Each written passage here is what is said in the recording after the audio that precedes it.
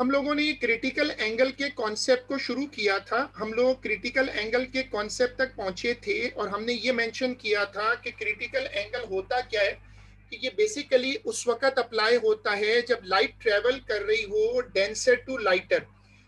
अगर light travel कर रही हो डेंसर टू लाइटर, तो एक ऐसा एंगल ऑफ इंसिडेंस जिसका corresponding angle of refraction 90 degree हो, उसको कहते हैं क्रिटिकल एंगल। ये हमने पिछली क्लास में इसकी डेफिनेशन भी लिखी थी। अब आप साइड हेडिंग दीजिएगा। डेफिनेशन वैसे लिख ली थी हमने ना मेरे ख्याल में, तो अब चूंकि डेफिनेशन लिख ली थी तो आप इसको डेफिनेशन की हेडिंग मत डालिएगा, नीचे जो लिखा हुआ है वो कॉपी कर लें, लेकिन डेफिनेशन की हेडिंग मत डालिएगा।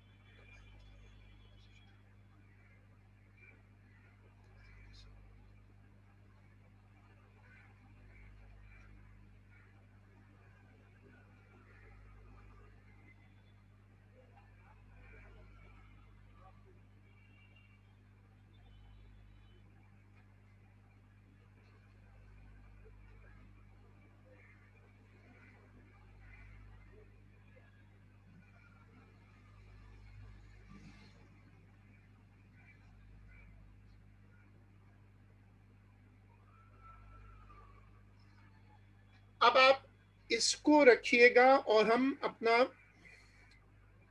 कॉन्सेप्ट आज का पहला बना रहे हैं, जो पहले डिस्कस हो गया था but want to write it down, कि जब कोई रे आती है डेंसर टू लाइटर, जब कोई रे डेंसर टू लाइटर आती है तो वो नॉर्मल से दूर हटती है।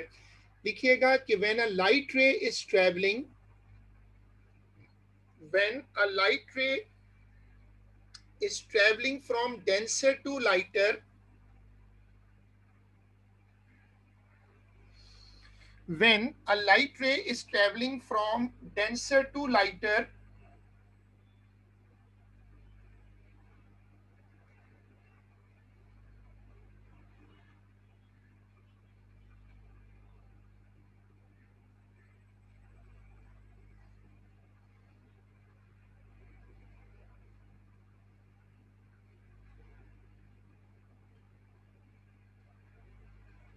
it bends away from the normal.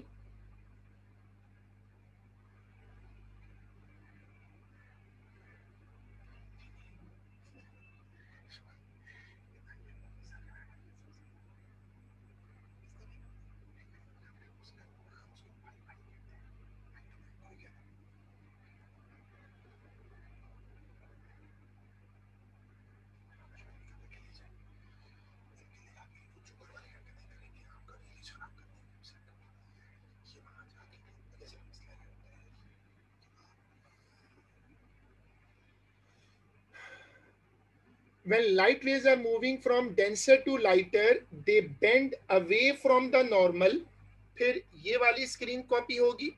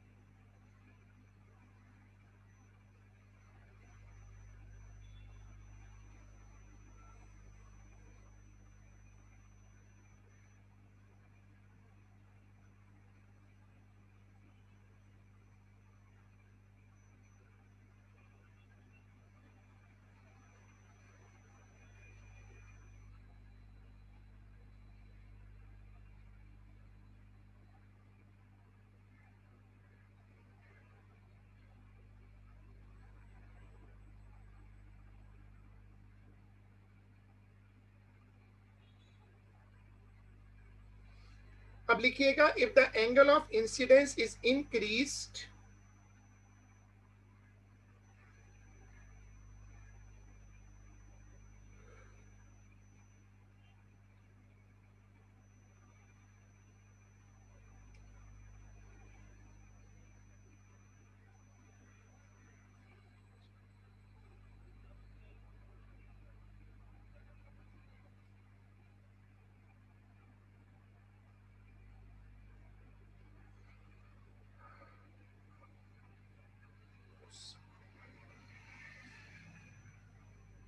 If the angle of, अब देखो लिखो, if the angle of incidence is increased,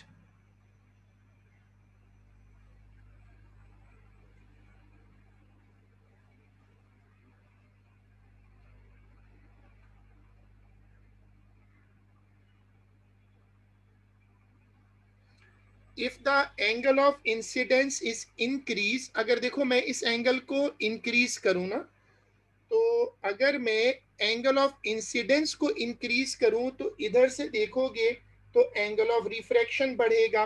तो अब ये वाली उसी उसी डायग्राम लिखो, if the angle of incidence is increased, angle of refraction also increases.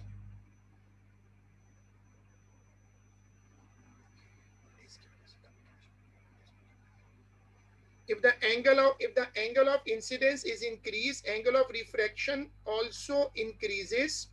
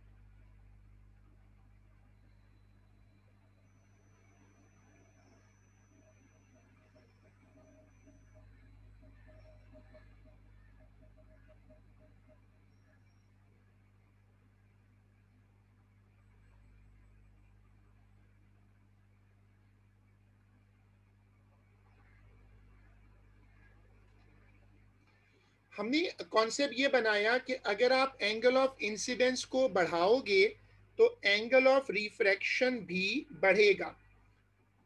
Derivation, side heading दीजिएगा derivation.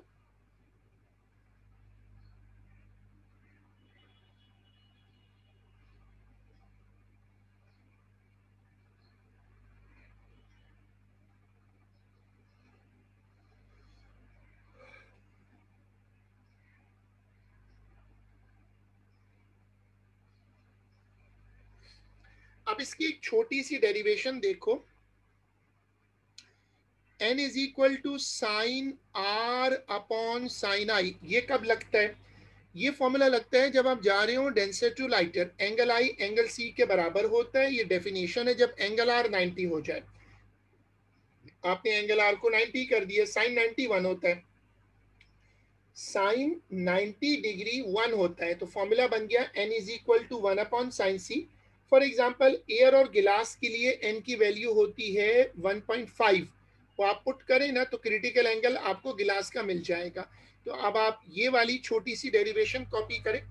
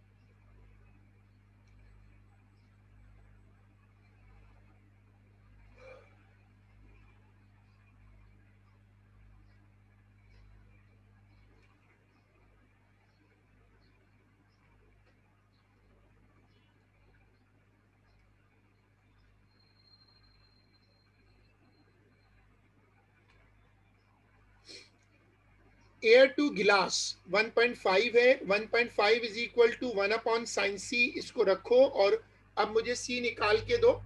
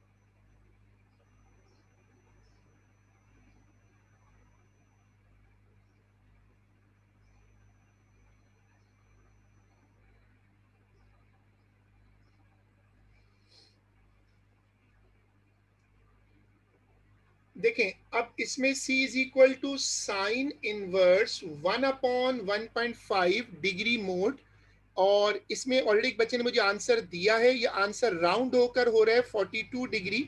This is the critical angle for गिलास।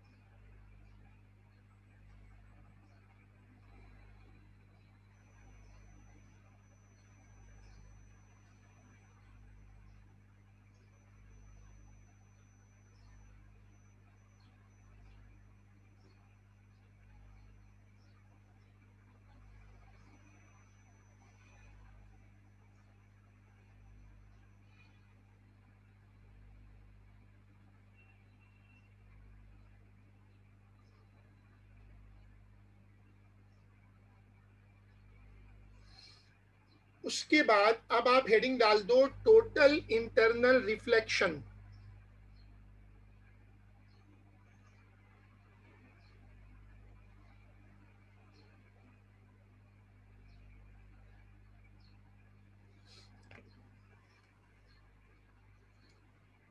हेडिंग डाल दो total internal reflection.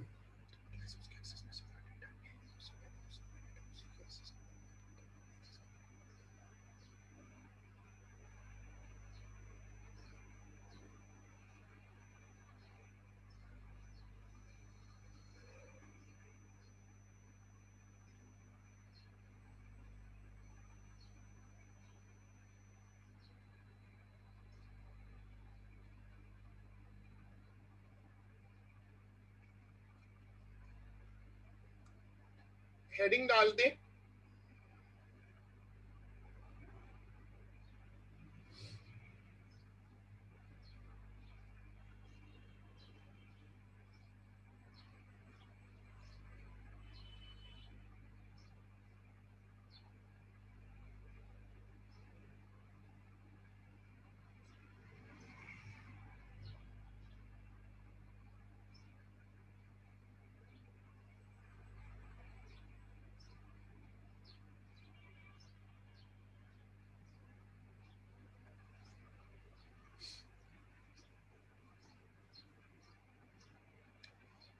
Total internal reflection. अब देखो, जब आप एंगल ऑफ इंसिडेंस को बढ़ाते हो तो एंगल ऑफ रिफ्लेक्शन भी बढ़ जाती है।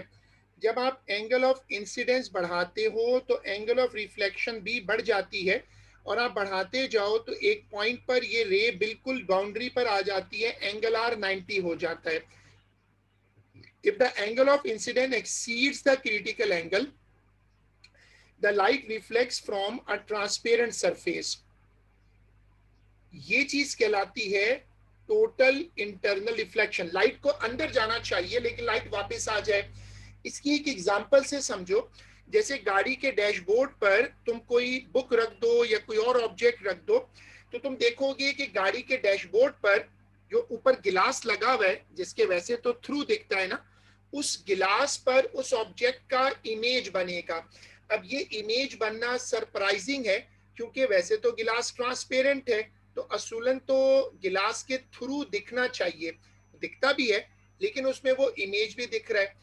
ये चीज जो है जिसमें लाइट असल में टकरा के वापस आती है, लेकिन मीडियम ट्रांसपेरेंट है, लाइट को अंदर जाना चाहिए, बजाय अंदर जाने के लाइट बाहर आ जाती है।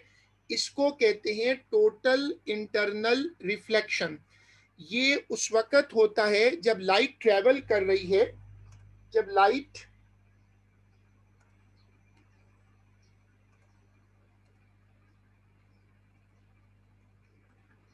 is traveling from denser to lighter।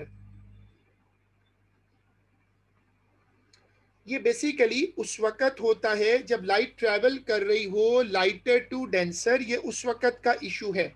तो अब देखो, तुम ये वाला कॉन्सेप्ट पहले तुमने हेडिंग डाल दी टोटल इंटरनल रिफ्लेक्शन, और तुम इसको कॉपी करो, अब ये वाली स्क्रीन कॉपी करो।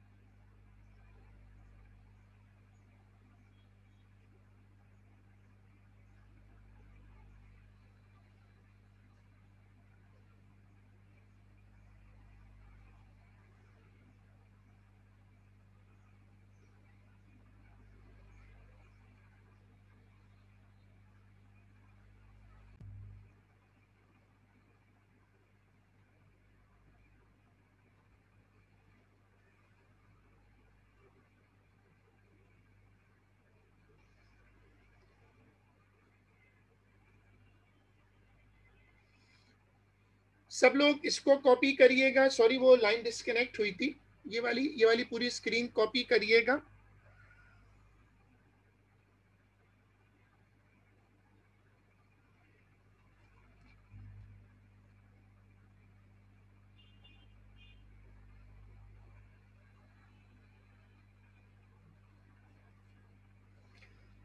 ये चीज कहलाती है टोटल इंटरनल रिफ्लेक्शन।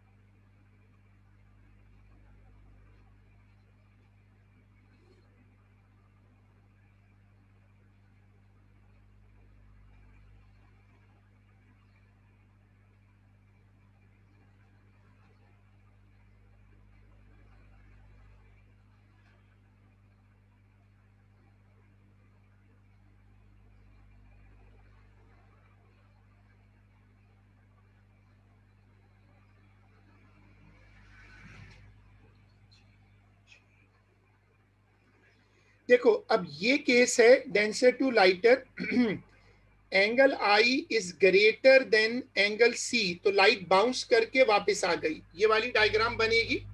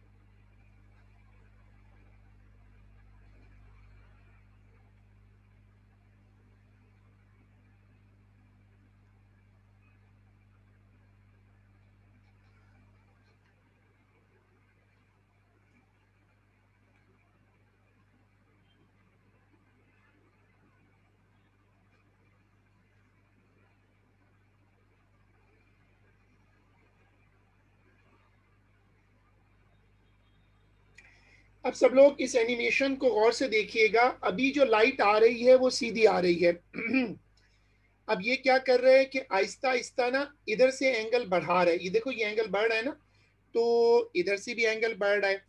जब आप एंगल ऑफ इंसिडेंस बढ़ाते हैं तो एंगल ऑफ रिफ्रैक्शन बढ़ता जाता है। अब आप गौर से देखिएगा, जब ये बढ़ता जाएगा और इसके करीब आएगा तब क्या होगा।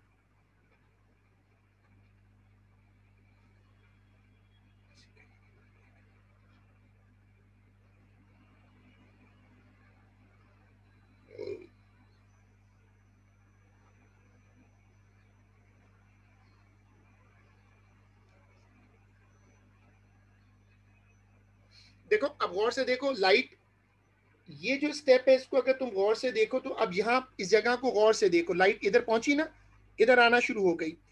अब लाइट इधर आ सकती है लेकिन इधर नहीं आ रही क्योंकि एंगल बढ़ गया। इसको कहते हैं टोटल इंटरनल रिफ्लेक्शन। गौर से देखिएगा, इसमें आपको क्रिटिकल एंगल भी नजर आएगा जो लाइट सरफेस पे आती है। देखो ये टोटल इंटरनल है और ये क्रिटिकल टच हो गया।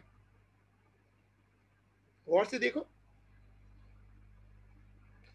जब ये वाली लाइट इधर इस लाइन पर टच करने लगेगी तो यहां नजर आना शुरू हो गई।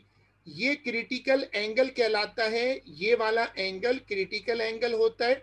और this is called total internal reflection.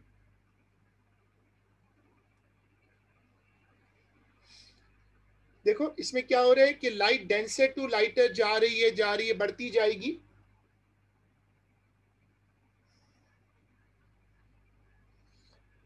Light travel कर रही है denser to lighter, bending away, और देखो यहाँ का सीधा हो गई, एंगल 90 हो गया ना, फिर वापस चली गई अंदर।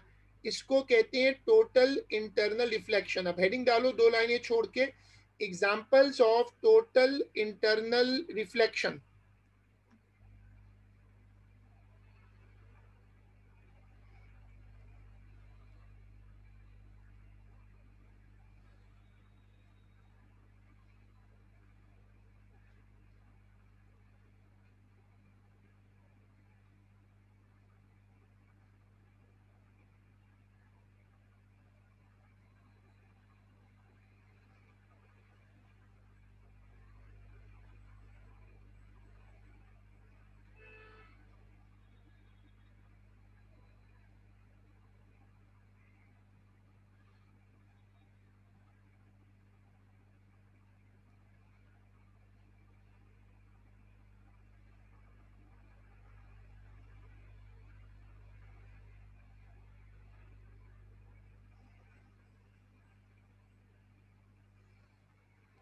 इसमें अब ये लिस्ट कॉपी करिएगा।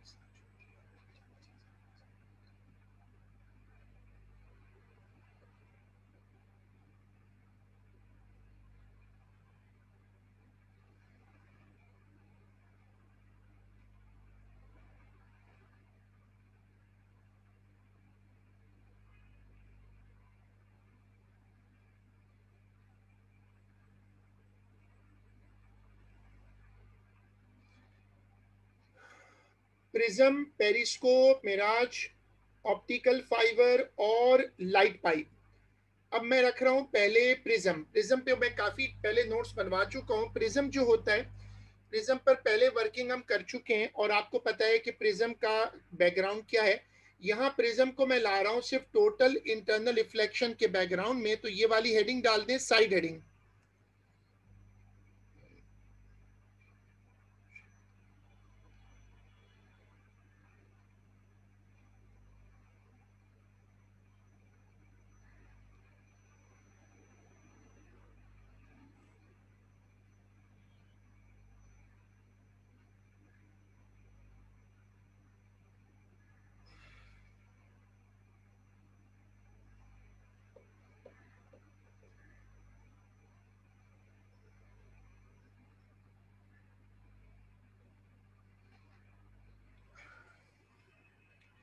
अब देखो लाइट रे सीधा सीधा सीधा आ गई, यहाँ क्यों नहीं मुड़ी? क्योंकि 90 डिग्री पर जब लाइट एंटर होती है तो मुड़ती नहीं है, सामने हिट हुई।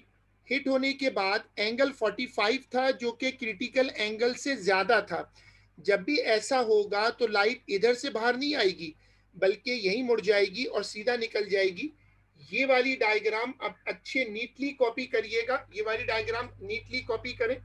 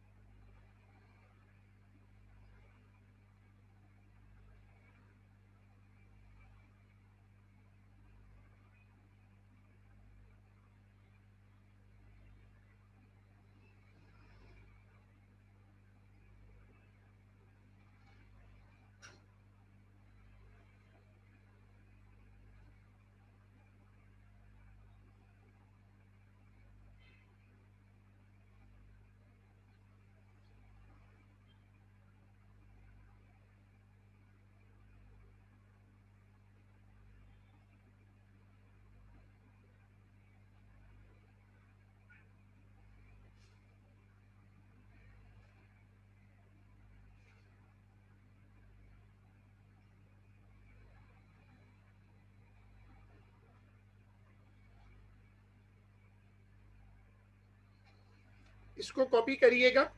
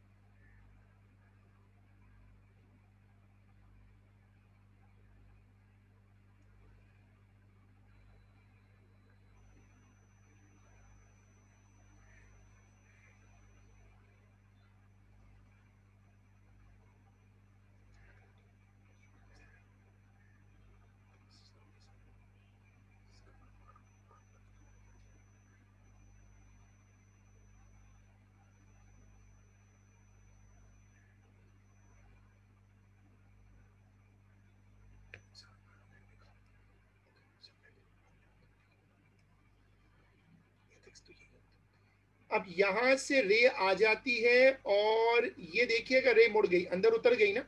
अब आपको याद क्या रखना है कि अगर ये थीटा 42 से बड़ा हो, ग्लास की या जो भी एंगल वो दे दे क्रिटिकल, तो लाइट यहां से बाउंस करेगी और बाहर निकल जाएगी इस तरफ, ये वाली जगह पे नहीं आएगी। तो अब ये वाली डायग्राम बनेगी neatly.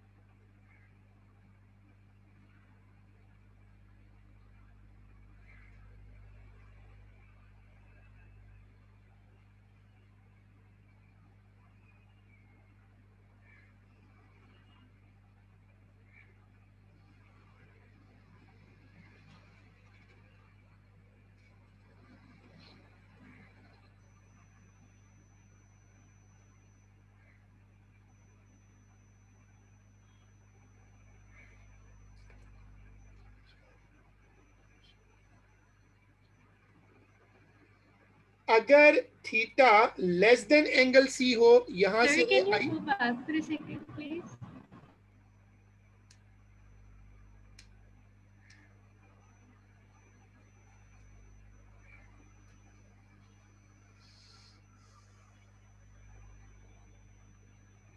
Okay, sir, thank you. अब देखें, अगर लाइट यहां से आए, ये है लाइट एट टू डेंसर, ऐसे मुड़ी, जब यहां हिट हुई तो ये एंगल क्रिटिकल से कम था। अगर कम हो तो रे वापस नहीं आएगी बल्कि यहां से बाहर निकल जाएगी। दोनों केसेस पेपर में बहुत आए। ये थर्ड एग्जांपल कॉपी होगी जिसमें लाइट वापस नहीं आ रही बल्कि आगे जा रही है।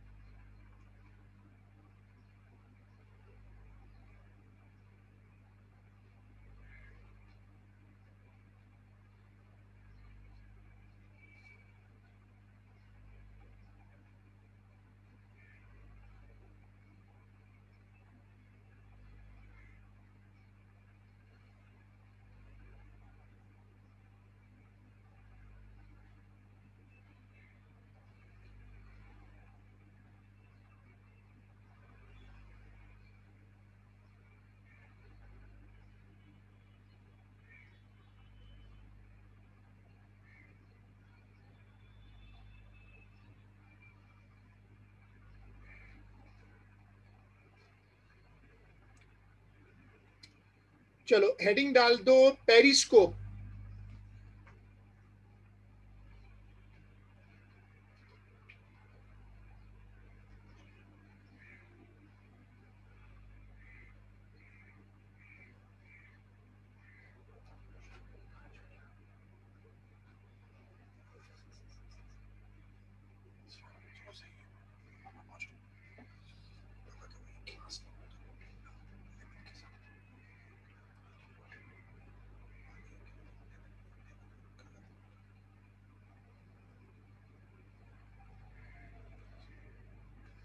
चलो पेरिस्कोप।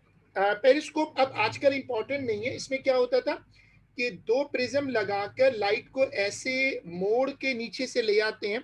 इसमें एंगल 42 से ज्यादा होता है। ये इंस्ट्रूमेंट फेमस हुआ है सबमरीन्स के हवाले से। सबमरीन्स में ये ऑपरेटर्स लगा देते हैं और नीचे बैठकर एक ट्यूब ऊपर निकाल के पानी से बाहर इसके थ्रू देखते हैं। ये अब इसकी कोई डिटेल उस तरह इंपॉर्टेंट नहीं है। पेरिस्कोप में लिखिएगा कि this apparatus is used to take the vision from a lower position। वैसे तो किसी चीज के सामने खड़े होकर उसको देखना पड़ता है।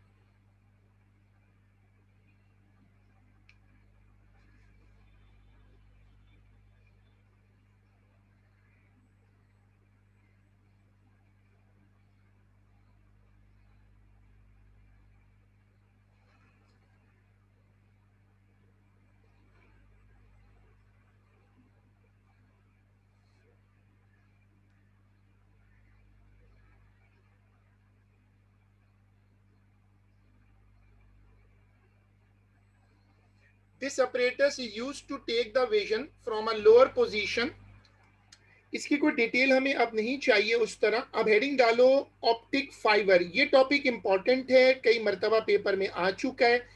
ऑप्टिक फाइबर आजकल बहुत फेमस है, इनसे डेटा ट्रांसफर लिया जाता है और बहुत स्पीड के साथ डेटा ट्रांसफर होता है। इनका इंट्रोडक्शन ये है कि ये डेटा ट्रांसफर कर सकते हैं, इलेक्ट्रोमैग्नेटिक वेव्स होती हैं जो स्पीड ऑफ लाइट से जाती हैं। इन्हीं का एक और नाम है लाइट पाइप। अब ये वाली स्क्रीन, पूरी स्क्रीन कॉपी करिएगा, हेडिंग डालिएगा ऑप्टिक फाइबर और उसमें ये वाली स्क्रीन कॉपी करिएगा।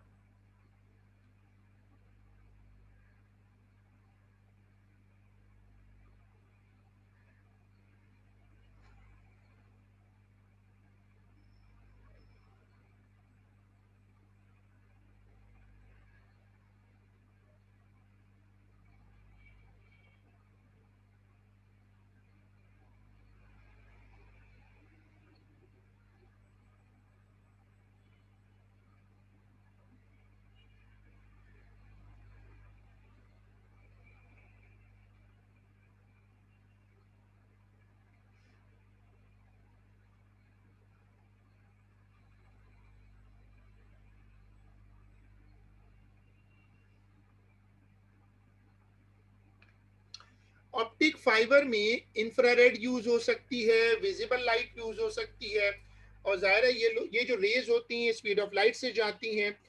इसका जो वर्किंग रूल है, साइड हेडिंग दीजिएगा working rule.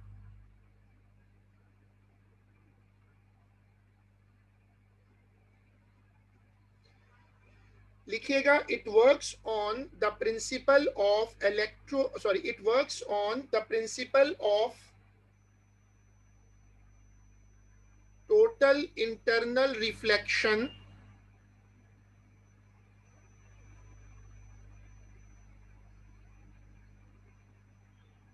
it works on the principle of total internal reflection। लेकिन आपको याद रहे कि ये जो टोटल इंटरनल रिफ्लेक्शन होती है ये सिर्फ डेंसर टू लाइटर जाते वक्त लगती है। अब साइड हेडिंग दीजिएगा वर्किंग।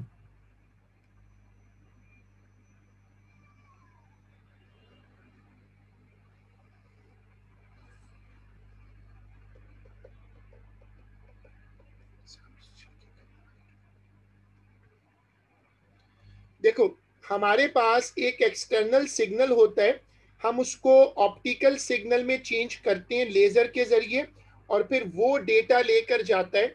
मतलब जैसे आप कोई ईमेल कर रहे हैं, कोई पिक्चर भेज रहे हैं व्हाट्सएप पर, तो वो एक इलेक्ट्रिकल सिग्नल होता है। हम क्या करते हैं, उसको एक मीडिया बॉक्स के जरिए उसको ऑप्टिकल सिग्नल बनाते हैं, फिर लेजर बनाकर भेज देते हैं। ये कहलाता है ऑप्टिक फाइबर मैकेनिज्म। ये वाली स्क्रीन कॉपी होगी फॉर वर्किंग।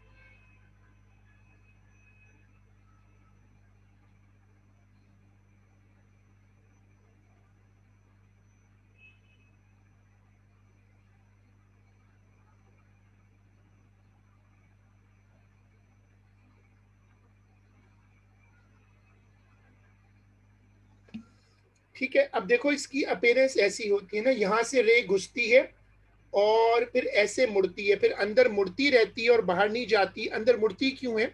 क्योंकि जब हिट करती है तो angle of incidence is greater than angle of critical, तो लाइट एस्केप नहीं करती, अंदर रिफ्लेक्ट होती रहती है। तो ये पतले पतले पाइप्स होते हैं, इसके अंदर लाइट ऐसे ना जंप करके गुजरती रहती है। तो अब आप ये वाली डायग्राम कॉपी करिएगा, ये वाली डायग्राम बनाएं।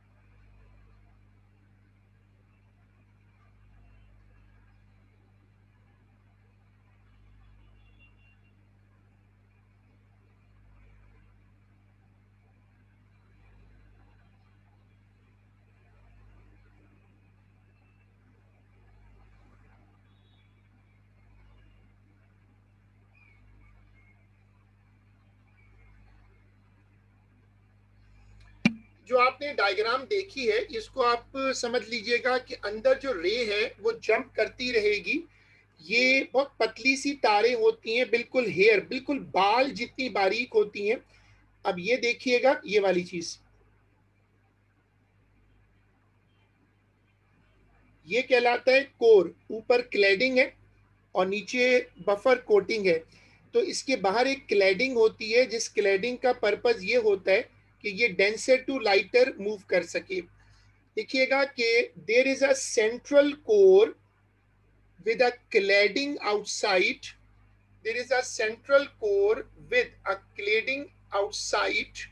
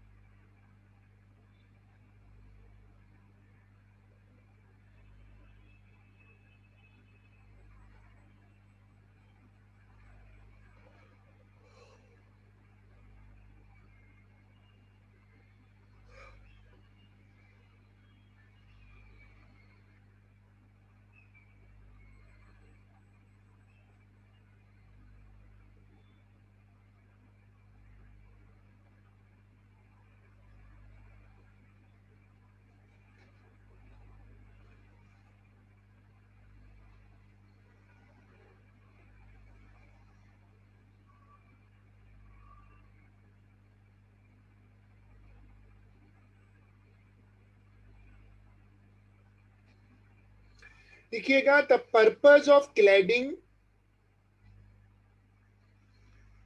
the purpose of cladding is to generate the medium denser to lighter.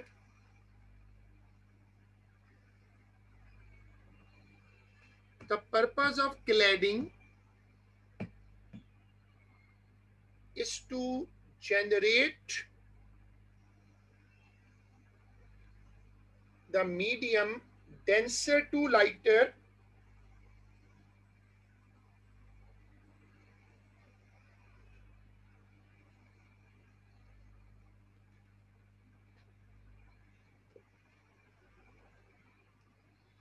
देखो आपको ये नजर आ रहा है, ये बिल्कुल पतली पतली होती है, लाइक हेयर, इतनी बारीक होती हैं। ये ऑप्टिक फाइबर है। अब साइड हेडिंग डालिएगा, एप्लीकेशंस ये साइड हेडिंग आएगी applications.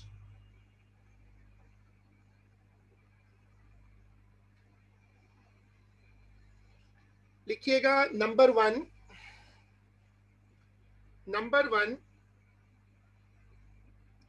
used in high speed internet, telephone, high speed internet. Sir, can you repeat the whole thing? Number one used in high speed. Number one used in high speed internet, telephone, and other data transfer.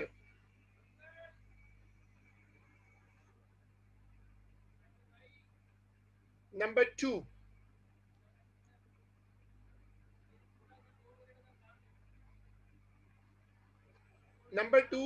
data transfer speed is very high.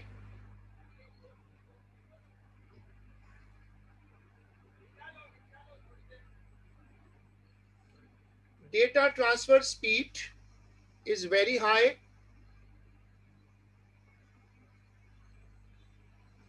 Number three, multiplexing is possible.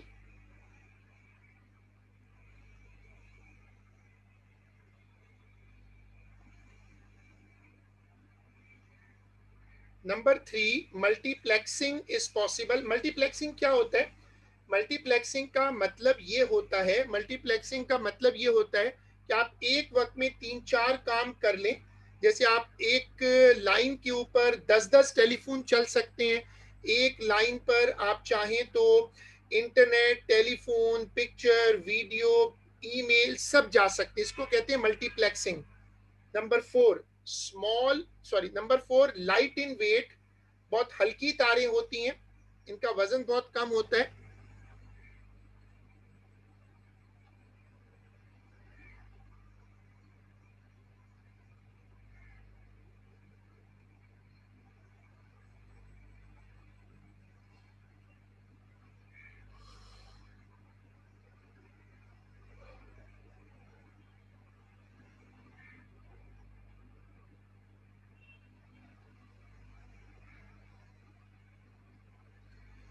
Number four वैसे लिखिएगा, once damaged they have to be replaced.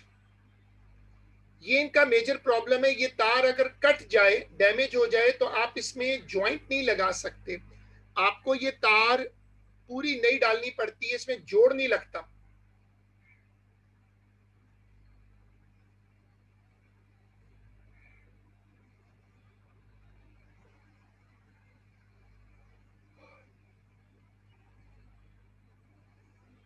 चलें, अब heading डाल दें मिराज। मिराज जो topic है ये पुराने पेपरों में आता था, अब ये इम्पोर्टेंट नहीं है। मिराज क्या होता है? जिन लोगों ने वो डेजर्ट्स की मूवीज देखी हो, तो या कभी आप हाईवे पर, मोटरवे पर जा रहे हो, तो दूर रोड पर पानी सा चमकता हुआ दिखता है।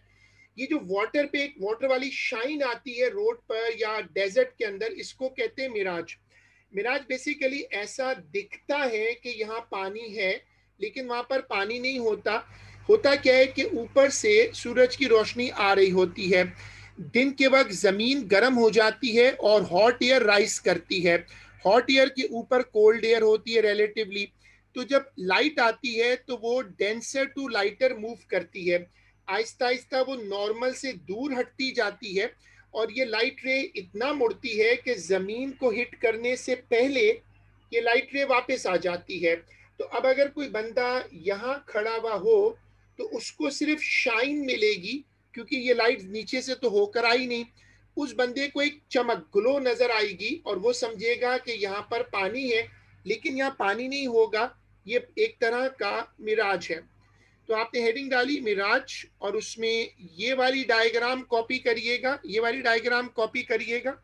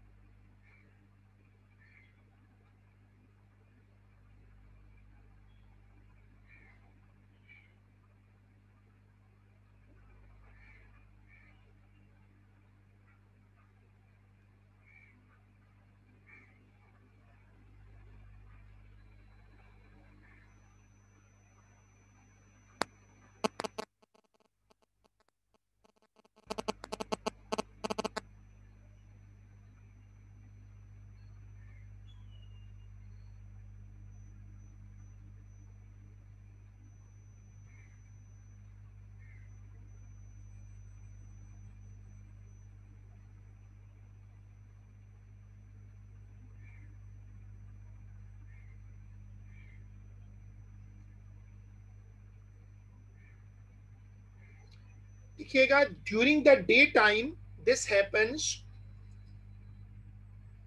During the day time this happens,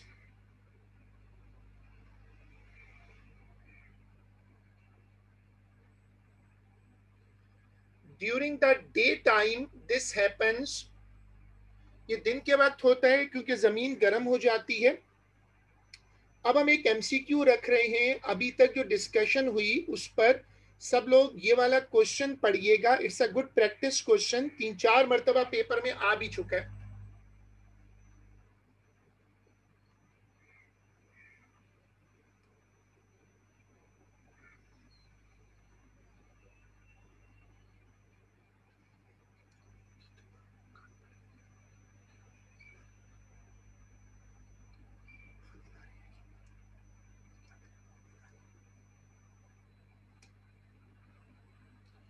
ठीक है, अब ये वाला क्वेश्चन है, सब लोग ये वाला क्वेश्चन, ये वाला एमसीक्यू देखिएगा।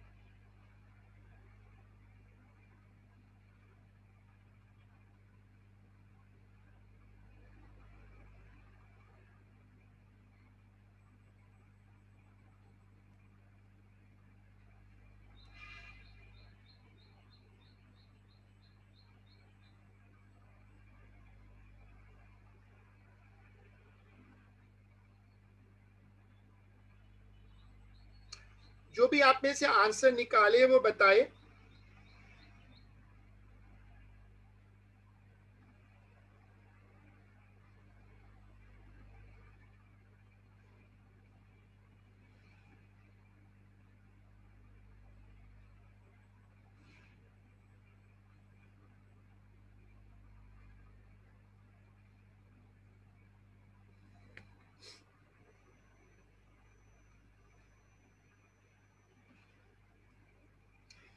एक बच्चे ने बोला है सी, उसने बोला था लाइट रे नॉट करेक्ट, तो denser to lighter bend away from the normal, ये तो सही है। ये वाला भी सही है, सीधा अंदर आया रिबाउंड हो गया। सी में गलती ये है कि अगर मैं यहाँ नॉर्मल बनाता हूं तो डेंसर टू लाइटर में ये ऐसे मोड़ है। अब इसमें क्या इशू है, एक बच्चे ने सी को गलत कहा है। डी वाले को देखें, डी वाले में इवन दो लाइट 90 पे आ रही है लेकिन मुड़ रही है। मैंने आपको क्या सिखाया था कि लाइट अगर 90 पर आ जाए तो वो मुड़ती नहीं है, वो कह रहे हैं नॉट करेक्ट। तो डी वाले में, डी वाले को देखकर बताएं कि डी गलत है या सही है।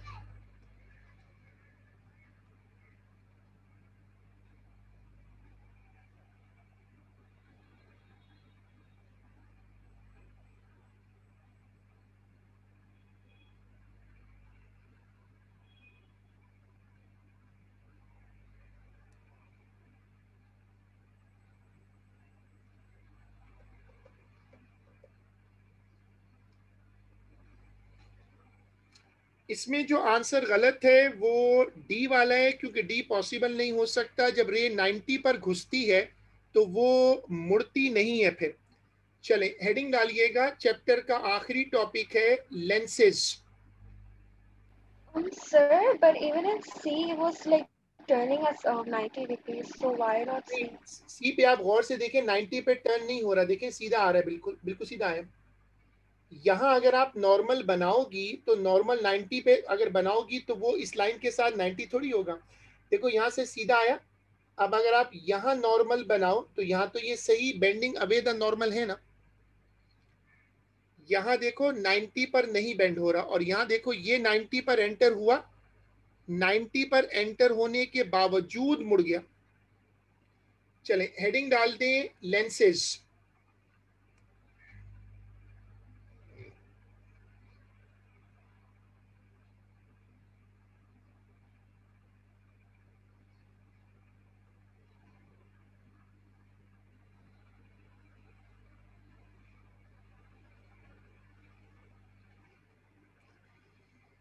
दो तरह के लेंसेज होते हैं, एक कहलाते हैं कन्वर्जिंग कन्वेक्स लेंस और एक कहलाते हैं डाइवर्जिंग यानी कनकेव लेंस। ये वाली स्क्रीन कॉपी होगी।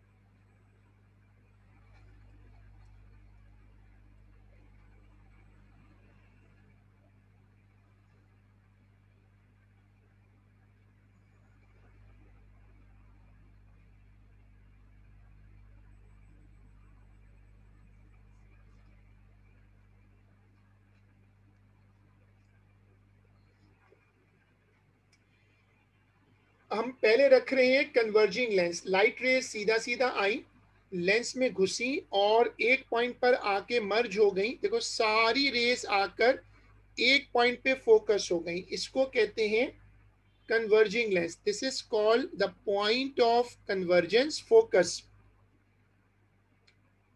सब लोग हेडिंग डालिएगा कन्वेक्स लेंस और उसमें ये वाली डायग्राम कॉपी करिएगा।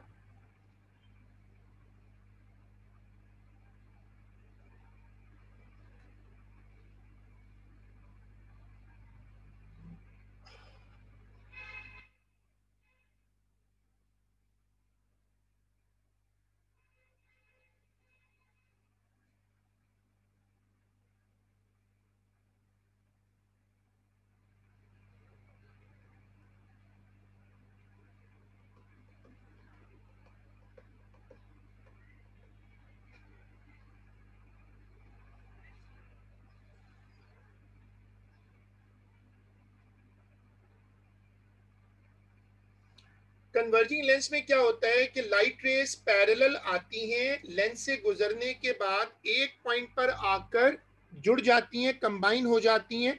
इसको कहते हैं फोकल लेंथ। अब देखो अंदर क्या होता है, लाइट रे जब एंटर होती है तो एक लेंस के अंदर दो मर्तबा मुड़ती है।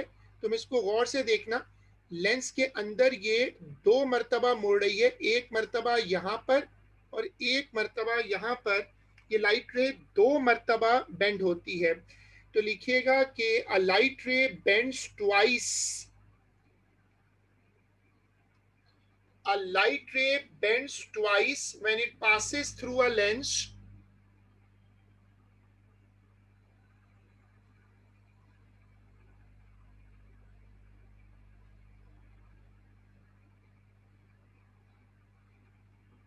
When a light ray bends twice when it passes through a lens.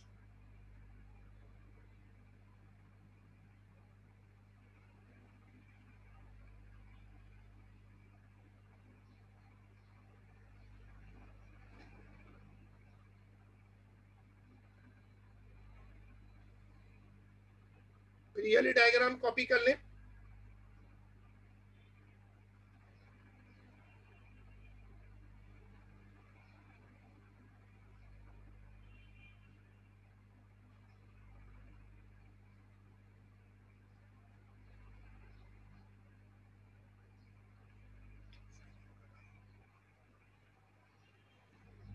Converging lens तीन तरह के होते हैं, प्लेनो कन्वेक्स, डबल कन्वेक्स और कनकेवो कन्वेक्स। ये वाली स्क्रीन कॉपी करें, ये वाली स्क्रीन कॉपी करें।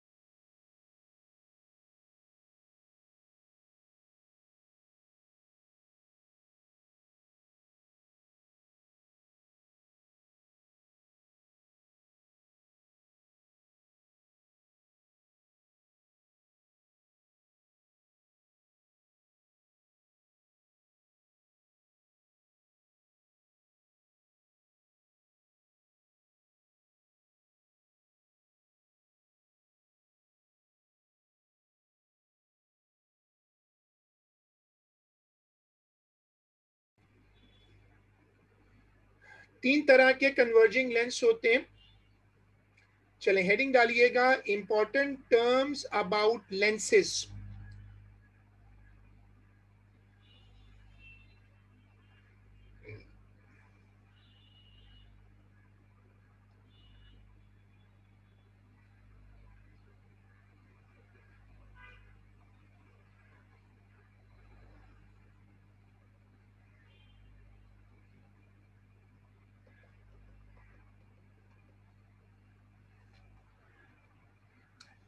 Number one, principal axis, optical centre, focus. Focal length बहुत इंपॉर्टेंट है, कई मरतबा पेपर में आया, मैंने उसका कलर चेंज किया है। और फिर सेंटर ऑफ कर्वेचर जो 2F कहलाता है। ये वाली लिस्ट कॉपी कर लें सब लोग, ये वाली लिस्ट कॉपी कर लें।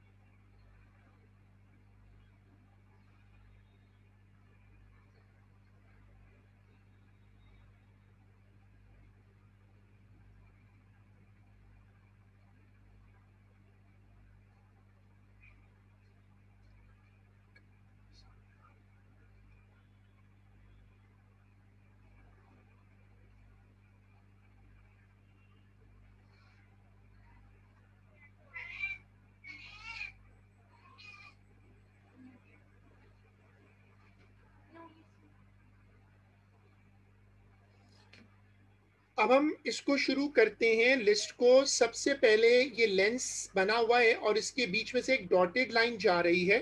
ये जो डॉटेड लाइन है इसको कहते हैं प्रिंसिपल एक्सिस। हम खुद बनाते हैं ताकि रेस को कंपेयर करें। तो नंबर 1 डालकर ये कॉपी कर लें।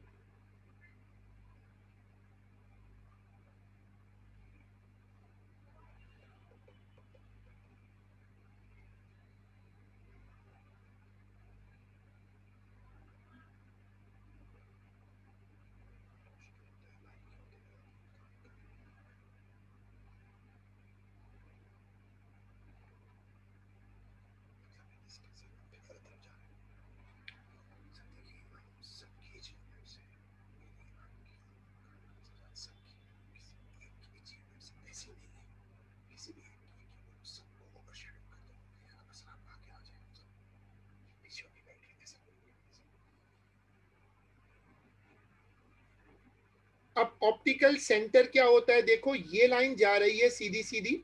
ये जो सेंटर का लेंस का ज्योमेट्रिकल सेंटर, अच्छा सॉरी, इसके नीचे लिख दीजिएगा it is an imaginary line.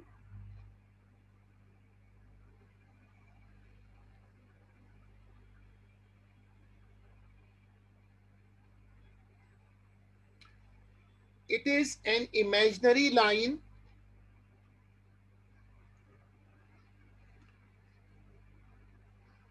और फिर आएगा optical centre. It is an imaginary line, फिर आएगा ऑप्टिकल सेंटर। यस, बिल्कुल प्रिंसिपल उसके लिए लिखा है। अब आ जाओ ऑप्टिकल सेंटर पे। ऑप्टिकल सेंटर नंबर 2 डालो। अब डालो नंबर 2 ऑप्टिकल सेंटर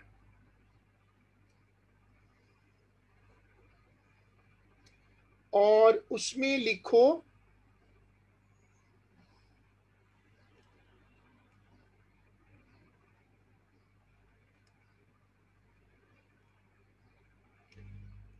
नंबर 2 डालो ऑप्टिकल सेंटर और उसमें लिखो कि it is the geometrical centre of a lens. It is the geometrical centre of a lens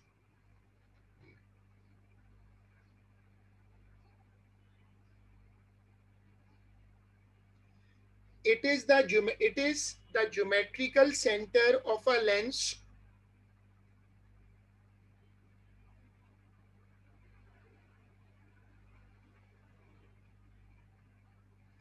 when a light ray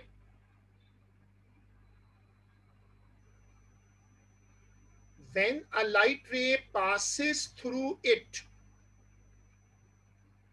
When a light ray passes through it,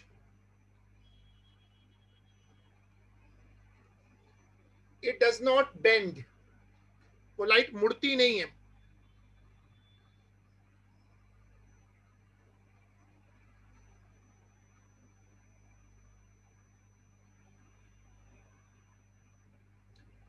It does not bend.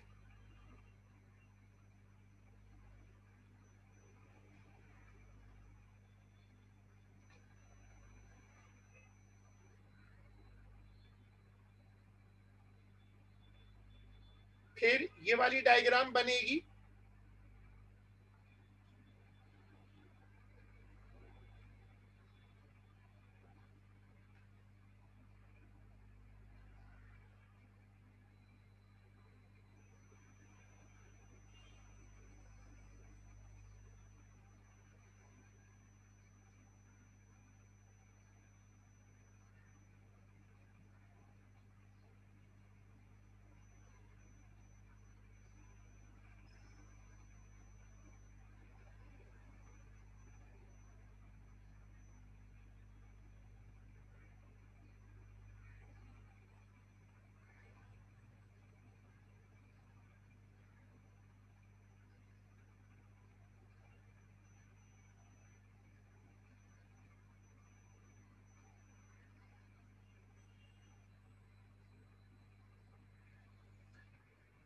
Optical centre वो point होता है जहां से light रे सीधा सीधा गुजरती। अब आ जाओ फोकस, ये इंपॉर्टेंट है, कई मरतबा पेपर में आया है।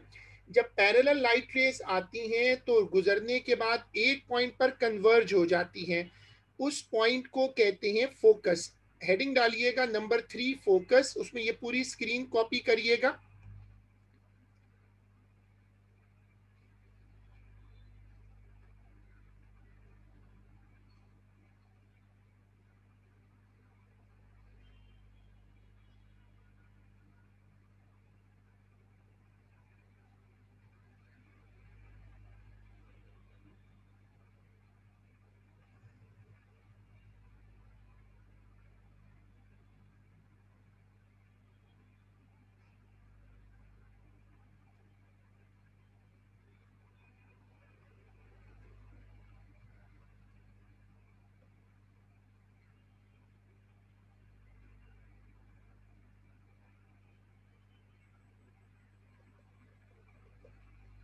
लिखिएगा when parallel light rays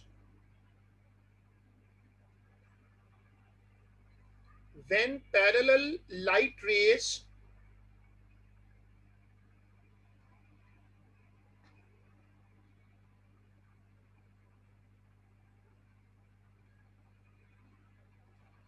when parallel light rays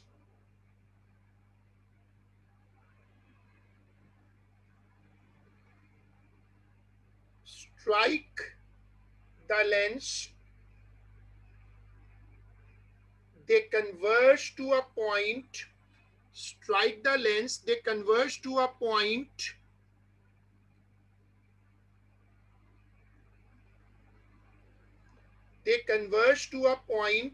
called focus.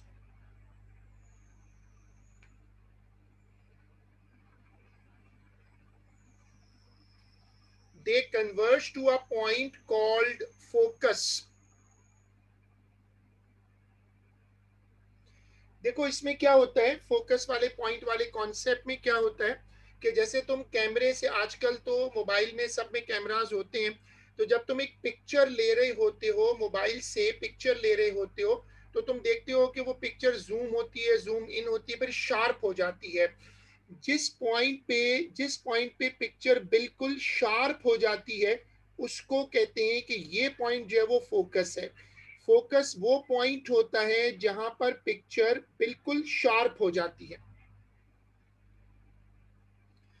जहां पर बिल्कुल शार्प पिक्चर आती है, that point is called focus.